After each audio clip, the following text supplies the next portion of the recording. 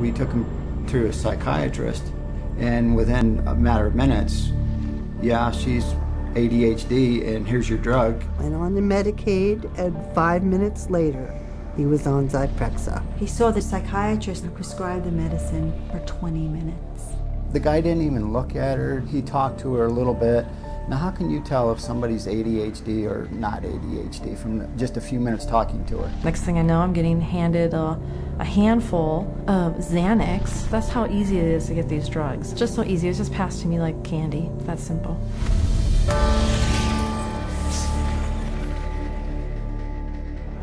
If a person were to walk in off the street, sit down with a psychiatrist, the chances of him being prescribed a drug before he were to leave the office, I would have to put it at 100%. Psychiatrists prescribe drugs.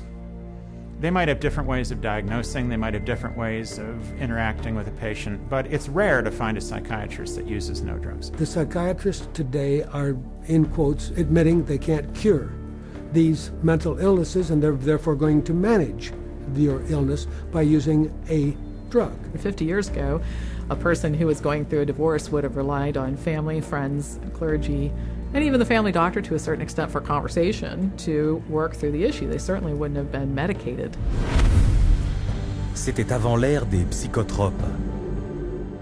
Les psychiatres, qui avaient le statut le plus bas au sein de la profession médicale, travaillaient presque exclusivement dans des hôpitaux psychiatriques. Sans traitement, ils avaient peu de chances d'être respectés comme véritables médecins par le public et le milieu médical.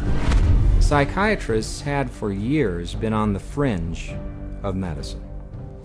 Typically, the standard doctor internist would have very low regard for psychiatrists because it was understood not to be a very clear science or art. Psychiatrists wanted to be viewed as physicians, as doctors, and in order to be viewed as physicians and doctors, the people they dealt with had to be viewed as patients.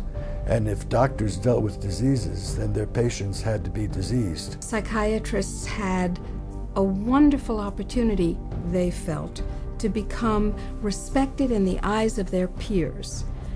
They raced to create a whole diagnostic book called the DSM, the Diagnostic and Statistical Manual, which was created by consensus. A group of psychologists and psychiatrists get together, and if they have made common observations, they have a vote and they now classify a new disease. And they give it a number and it graduates into the DSM classification. And it's a dangerous book. It's a book that has many disorders that could apply to any one of us because the disorders are not real medical diseases. And it's things that apply to nearly all of us at times. Are you afraid of meeting new people? Are you afraid to speak in front of a large crowd of people? Does it make you nervous to go and to talk to your boss about a complaint? You can invent a mental disorder based on a checklist of symptoms, and that is exactly how the Diagnostic and Statistical Manual, the billing Bible for psychiatry, works.